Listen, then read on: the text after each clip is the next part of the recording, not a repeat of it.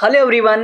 आज की वीडियो में मैं आपको एमसीसी काउंसलिंग यानी कि all India MBBS counselling, BDS counselling और बीएससी नर्सिंग काउंसलिंग के बारे में डिटेल में बताने वाला हूं कि उसका रजिस्ट्रेशन प्रोसेस क्या है, कितना रजिस्ट्रेशन फ़ी, सिक्योरिटी मनी और काउंसलिंग शेड्यूल और काउंसलिंग स्कीम क्या क्या है। मैंने काउंसलिंग स्कीम से 7 पॉइंट्स ऐसे बनाया हुआ हूँ जो इस वीडियो में बताऊँगा। वो सभी कैंडिडेट्स और सभी राउंड्स के लिए एप्लीकेबल है। अगर वो 7 पॉइंट्स में से कोई भी मिस्टेक होता है आपसे रजिस्ट्रेशन के टाइम पे, तो हो सकता है कि आपका सिक्योरिटी मनी रिफंड ना हो, यानी फॉरफिट हो जाए, या ये भी हो सकता है कि आप अपने स्टेट काउंसलिंग से भी बाहर हो सकते हैं। तो ये वीडियो बहुत ही इंपॉर्टेंट है, इसलिए आप पूरा इस वीडियो को देखना। सबसे पहले मैं इस वीडियो में आपको काउंसलिंग शेड्यूल पहले बता दूंगा, उसके बाद आपको काउंसलिंग प्रोसेस और रजिस्ट्रेशन फ़ी ऐसे बताऊंगा। देखो, काउंसलिंग शेड्यूल में फर्स्ट राउंड का रजिस्ट्रेशन एंड पेमेंट हो रहा है आपका 11 अक्टूबर से 17 अक्टूबर। इसका सीट ऑफ अलॉटमेंट यानी कि प्रोसेस ऑफ अलॉटमेंट हो रहा है वो 19 अक्टूबर टू 20 अक्टूबर, और रिजल्ट आएगा 21 अक्टूबर को। और आपको कॉलेज में जिनका भी अलॉटमेंट आ जाता है उसको रिपोर्ट करना है 22 अक्टूबर टू 28 अक्टूबर तक। ये फर्स्ट राउंड का है। फिर सेकेंड राउंड में 2 नवंबर से स्टार्ट होगा रजिस्ट्रेशन, जो कि चलेगा आपको 7 नवंबर तक। चॉइस फिलिंग नेक्स्ट डे मैंने बोला जैसे कि 3 नवंबर से स्टार्ट होगा, और जो सीट अलॉटमेंट का होगा वो 9 नवंबर 2022 टू 10 नवंबर 2022। रिजल्ट आएगा 11 नवंबर को, और रिपोर्टिंग आपको करना है 12 नवंबर टू 18 नवंबर।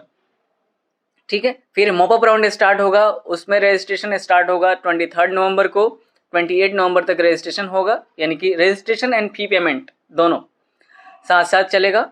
और then processing of seat allotment है 13 नवंबर टू 1 दिसंबर। रिजल्ट आएगा 3 दिसंबर को, और रिपोर्टिंग आपको करना होगा कॉलेज में जिसका भी अलॉटमेंट आएगा उसको। रिपोर्टिंग फिजिकल होगा, ये ध्यान रखना। कैंडिडेट को खुद अपना ओरिजिनल डॉक्यूमेंट लेकर के उस अलॉटेड कॉलेज में जाना पड़ेगा। अब रिपोर्टिंग है 4 दिसंबर टू 10 दिसंबर, ये मॉपअप का है आपको रिपोर्ट करने का ड्यूरेशन। इसी के बीच में आपको कॉलेज में जाकर एडमिशन लेना होगा। अगर इससे आप इस बीच नहीं जा पाते हैं तो आपका रिपोर्ट यानी कि जो एडमिशन है वो कैंसिल माना जाएगा, आपको नेक्स्ट राउंड में आना पड़ेगा। इसके बाद यानी कि first round, second round, mop up round को खत्म होने के बाद ही स्टे वैकेंसी राउंड स्टार्ट होगा, और वही पार्टिसिपेट कर सकते हैं जो फर्स्ट राउंड, सेकेंड राउंड और थर्ड राउंड में ऑलरेडी पार्टिसिपेटेड हैं, यानी रजिस्ट्रेशन है उनका। और साथ साथ ये भी है कि जिनको सीट अलॉट नहीं हुआ है फर्स्ट राउंड, सेकेंड राउंड और मॉपअप राउंड तक, वही स्टे वैकेंसी राउंड में जा पाएंगे। तो इसके लिए स्पेशल या अलग से न्यू रजिस्ट्रेशन पोर्टल नहीं खुलेगा स्टे वैकेंसी राउंड का, ये ध्यान रखना। इसके बाद मैं आपको काउंसलिंग का रजिस्ट्रेशन फी और सिक्योरिटी मनी बता देता हूं। देखो, जो भी कैंडिडेट डीम्ड यूनिवर्सिटी का काउंसलिंग करा रहा है उसको 5000 उसका रजिस्ट्रेशन फी और सिक्योरिटी मनी 2 लाख रुपीज लग रहा है। तो ये डीम्ड यूनिवर्सिटी का है।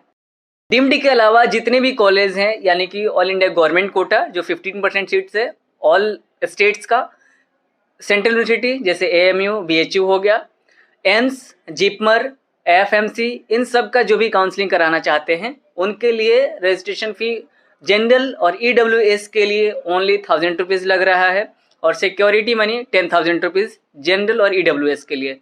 और एससी, एसटी, ओबीसी और पीडब्ल्यूडी यानी कि पर्सन विद डिसेबिलिटी, डिसेबल्ड हैं जो, उनके लिए 500 रजिस्ट्रेशन फी और 5000 सिक्योरिटी मनी लग रहा है। यानी कि टोटल जनरल और ईडब्ल्यूएस को 11,000 रुपीज़ काउंसलिंग का देना होगा, और OBC, SC, ST and PWD candidates को ओनली 5500 रुपीज़ यानी कि 5500 रुपीज़ ही लग रहा है टोटल काउंसलिंग फ़ी। ये रहा काउंसलिंग का रजिस्ट्रेशन और सिक्योरिटी मनी। अब मैं आपको काउंसलिंग प्रोसेस यानी कि रजिस्ट्रेशन प्रोसेस के बारे में बता देता हूँ कि नीट काउंसलिंग जो एमसीसी का काउंसलिंग है क्या क्या प्रोसेस है उसका। देखिए, जो नीट काउंसलिंग है वो 4 राउंड्स में कंप्लीट हो रहा है। First round, second round, mop up round और stay vacancy round. First round, second round और मॉपअप राउंड में तो आप न्यू रजिस्ट्रेशन करा सकते हैं अगर किसी ने प्रीवियस राउंड में पार्टिसिपेट नहीं किया है। अगर किसी ने फर्स्ट राउंड से पार्टिसिपेट कर रहा है उसको नेक्स्ट किसी भी राउंड में न्यू रजिस्ट्रेशन करने की ज़रूरत नहीं है। और कौन कौन एलिजिबल है नेक्स्ट राउंड के लिए वो मैं आगे बताऊंगा, लेकिन एक बार ही रजिस्ट्रेशन कोई भी कैंडिडेट कर सकता है। फर्स्ट राउंड, सेकेंड राउंड और मॉपअप राउंड का जो 4 स्टेप्स है, यानी कि पहले रजिस्ट्रेशन करना होगा, देन चॉइस फिलिंग, देन उसके बाद चॉइस लॉकिंग होता है, फिर सीट अलॉटमेंट होती है, प्रोसेस ऑफ सीट अलॉटमेंट, और देन आपका रिजल्ट पब्लिश होगा। First round, second round, mop up round में कुछ स्टेप्स हैं जो कॉमन है, जैसे कि रजिस्ट्रेशन ऑनलाइन मोड में है, ऑफलाइन मोड रजिस्ट्रेशन नहीं है, ओनली ऑनलाइन मोड से एमसीसी के वेबसाइट पे आपको ऑनलाइन रजिस्ट्रेशन करना है। देन चॉइस फिलिंग भी बहुत ही इंपॉर्टेंट है। अगर आपने रजिस्ट्रेशन किया और चॉइस फिलिंग नहीं करते हो तो कोई भी सीट अलॉट नहीं होगा, चाहे आपका रैंक कितना भी है, कितना भी कम है। और उसके बाद seat allotment and then result. अब रिजल्ट जिस दिन पब्लिश हो जाता है काउंसलिंग का राउंड, उस राउंड का, उस दिन आपको अपना प्रिंट आउट निकलवाना होता है, अलॉटमेंट लेटर। जिसका भी अलॉटमेंट आ गया है, अगर आपको वो कॉलेज चाहिए तो आप उस कॉलेज में फिजिकली जाकर प्रेजेंट होइए, ओरिजिनल डॉक्यूमेंट लेकर के जाइए और वहाँ पे एडमिशन लीजिए। बस ये राउंड आपका कंप्लीट होता है। तो यही है हर एक 3 राउंड में, लेकिन स्टे वैकेंसी राउंड में थोड़ा सा वेरिएशन यही है कि न्यू रजिस्ट्रेशन नहीं अलाउड है। जो फर्स्ट राउंड, सेकेंड राउंड और मॉपअप राउंड में पार्टिसिपेट किया है वही स्टे वैकेंसी राउंड में जा सकता है। जिसको फर्स्ट राउंड, सेकेंड राउंड और मॉपअप राउंड में सीट अलॉट नहीं हुआ है किसी भी राउंड में, वही स्टे वैकेंसी राउंड के लिए एलिजिबल होगा। अब मैं आपको 7 पॉइंट्स बहुत ही इंपॉर्टेंट बताने वाला हूँ, जो कि पूरे काउंसलिंग के लिए बहुत इंपॉर्टेंट है और सभी कैंडिडेट्स के लिए। क्योंकि अगर उसमें मिस्टेक्स होता है, आप करते हो, तो आपका सिक्योरिटी मनी हो सकता है लूज़ करना पड़े, यानी फॉरफिट हो जाए, और नहीं तो आप स्टेट काउंसलिंग से भी बाहर हो सकते हैं। इसलिए इस पॉइंट को ध्यान से सुन करके समझ लेना। ये पूरे काउंसलिंग यानी first round, second round, mop up round, stay vacancy round, इन सब के लिए एप्लीकेबल है। सबसे पहला पॉइंट जो बहुत ही इंपॉर्टेंट है वो है free exit only present in first round, यानी कि फर्स्ट राउंड में ही फ्री एग्जिट की फैसिलिटी है। इसके बाद के जितने भी राउंड्स यानी कि सेकेंड राउंड, मॉपअप राउंड और स्टे वैकेंसी राउंड, इनमें फ्री एग्जिट की फैसिलिटी नहीं है। अब मैं आपको बताता हूँ कि फ्री एग्जिट होता क्या है। देखिए, फ्री एग्जिट का मतलब ये होता है कि अगर आपको सीट अलॉट हो गया, उसके बाद भी आप चाहते हैं कि हम एडमिशन नहीं लेंगे उस कॉलेज में, तो आपको कोई लॉस नहीं है, यानी कि आपका सिक्योरिटी मनी फॉरफिट नहीं की जाएगी, या आप नेक्स्ट राउंड में भी आप पार्टिसिपेट कर सकते हैं अगर आप चाहते हैं तो। और नहीं भी करते हैं अगर नेक्स्ट राउंड में पार्टिसिपेट, तब भी आपका सिक्योरिटी मनी वापस आएगा, रिफंड होगा।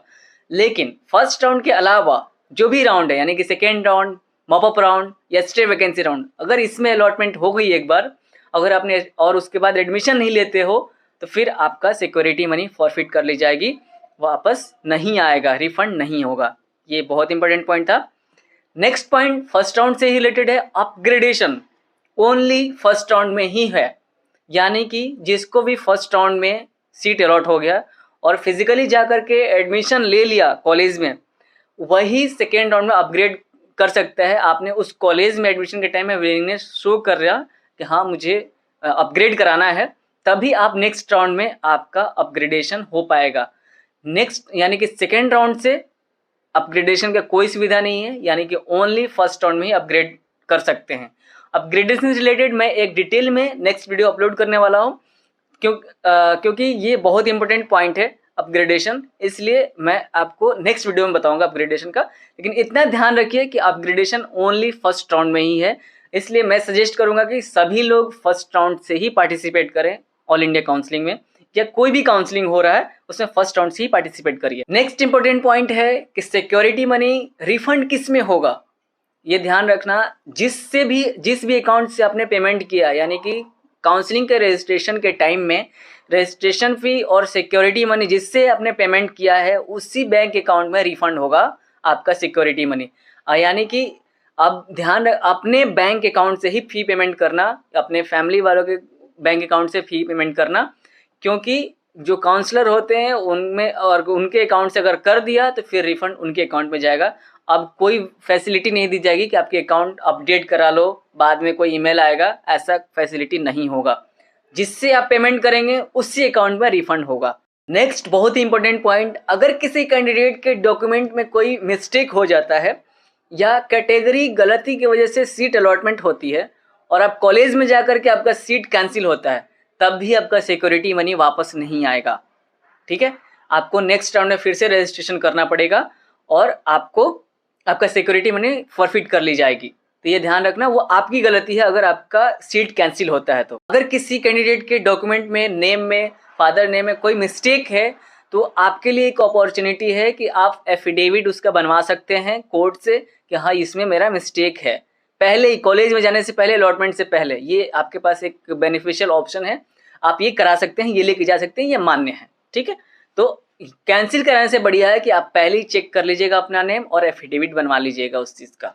अब मैं आपको बहुत ही इंपॉर्टेंट पॉइंट सेकेंड राउंड से रिलेटेड बता रहा हूँ कि अगर किसी कैंडिडेट को सेकेंड राउंड में सीट अलॉट होता है और वो एडमिशन नहीं लेता है, जैसा कि मैंने पहले बताया कि एडमिशन सेकेंड राउंड में अलॉटमेंट के बाद एडमिशन नहीं लेते हैं तो सिक्योरिटी मनी फॉरफिट हो जाएगी, और वो कैंडिडेट चाहता है कि मॉपअप राउंड में पार्टिसिपेट कर रहे हैं, तो उसको न्यू रजिस्ट्रेशन जैसे कि पहले किया था वैसे ही करना पड़ेगा। मॉपअप में भी उसको दोबारा से सिक्योरिटी मनी, रजिस्ट्रेशन फी देना पड़ेगा और एक ही सिक्योरिटी मनी रिफंड आएगा। जो मॉपअप में अलॉट अगर होता है कॉलेज और वो एडमिशन ले लेता है तो वही सिक्योरिटी मनी आएगा रिफंड। फर्स्ट वाले यानी सेकेंड राउंड से पहले जो किया हुआ है वो फॉरफिट कर ली जाएगी, वो रिफंड नहीं आएगा। क्योंकि मैंने पहले ही बताया कि अगर किसी को free exit only first round में है, सेकेंड राउंड में, मॉपअप राउंड में, स्टे वैकेंसी राउंड में अगर आपको सीट अलॉट हो गया तो आपको एडमिशन लेना पड़ेगा, अगर नहीं लेते हो तो आपका सिक्योरिटी मनी फॉरफिट कर ली जाएगी। ये बहुत ही इंपॉर्टेंट पॉइंट है। अगर किसी कैंडिडेट को फर्स्ट राउंड में सीट अलॉट होता है, वो एडमिशन नहीं लिया, लेकिन सेकेंड राउंड में फिर पार्टिसिपेट करता है चॉइस फिलिंग करके और उसको सीट अलॉट नहीं होता है, तो क्या वो मॉपअप राउंड में फिर से न्यू रजिस्ट्रेशन करेगा? बिल्कुल नहीं। फर्स्ट राउंड के अलॉटेड कॉलेज में जिसको भी अलॉट हुआ है फर्स्ट राउंड में, सेकेंड राउंड में नहीं हुआ, तो वो मॉपअप में without registration only choice filling करके पार्टिसिपेट कर सकता है। इस बात को ध्यान रखना। इसलिए मैं आपको जोर दे रहा हूँ कि आप फर्स्ट राउंड से ही पार्टिसिपेट करिए काउंसलिंग में। ये बहुत इंपॉर्टेंट है। आप किसी भी काउंसलिंग में पार्टिसिपेट, चाहे वो ऑल इंडिया का हो चाहे स्टेट का हो, आप फर्स्ट राउंड से ही पार्टिसिपेट करिए। सेकेंड राउंड से रिलेटेड एक और भी बहुत ही इंपॉर्टेंट पॉइंट है। अगर किसी कैंडिडेट को सेकेंड राउंड में सीट अलॉट होता है और वो एडमिशन ले लिया जाकर के कॉलेज में फिजिकली रिपोर्ट करके, ठीक है, देखिए रिपोर्ट करने का मतलब ही होता है कि आपने एडमिशन ले लिया वहाँ उस कॉलेज में, अलॉटेड कॉलेज में। तो आपने एडमिशन अगर कैंडिडेट सेकेंड राउंड में ले लिया और उसके बाद वो छोड़ना चाहता है या छोड़ता है उस कॉलेज को, फिर वो स्टेट काउंसलिंग से भी बाहर हो जाएगा। नेक्स्ट जो भी राउंड ऑल इंडिया काउंसलिंग में होगा उससे भी बाहर हो जाएगा। इसलिए ये गलती बिल्कुल मत करना। आपको जो भी डिसीजन लेना है एडमिशन से पहले ले लेना। आप सेकेंड राउंड में अलॉट अगर हो गया तो आपको एडमिशन लेना है, मतलब अगर कंटिन्यू करना है तभी एडमिशन लेना। अगर आपको टर्मिनेट करना है एडमिशन को, तो अगर वो सीट को या कॉलेज को, तो एडमिशन से पहले ही छोड़ देना। 10,000 का लॉस होगा, लेकिन अगर आपने एडमिशन लेकर के छोड़ने का प्लान बनाया तो इस साल आपका एडमिशन कहीं पे भी नहीं होने वाला। MBBS और BDS BSc नर्सिंग में तो नहीं होने वाला। इस चीज़ का ध्यान रखना, बहुत ही इंपॉर्टेंट पॉइंट है ये सभी। ये रहे पूरे काउंसलिंग स्कीम से बहुत ही इंपॉर्टेंट पॉइंट्स जो कि सभी राउंड के लिए इंपॉर्टेंट है। नेक्स्ट वीडियो में अपग्रेडेशन से रिलेटेड लेके आऊँगा। आपको ये वीडियो कैसे लगा कमेंट्स करके जरूर बताइएगा। अगर आपको ये वीडियो थोड़ा भी हेल्पफुल लगा हो तो मेरे चैनल को सब्सक्राइब और इस वीडियो को शेयर जरूर करिएगा। Thanks for watching till then. Thank you so much.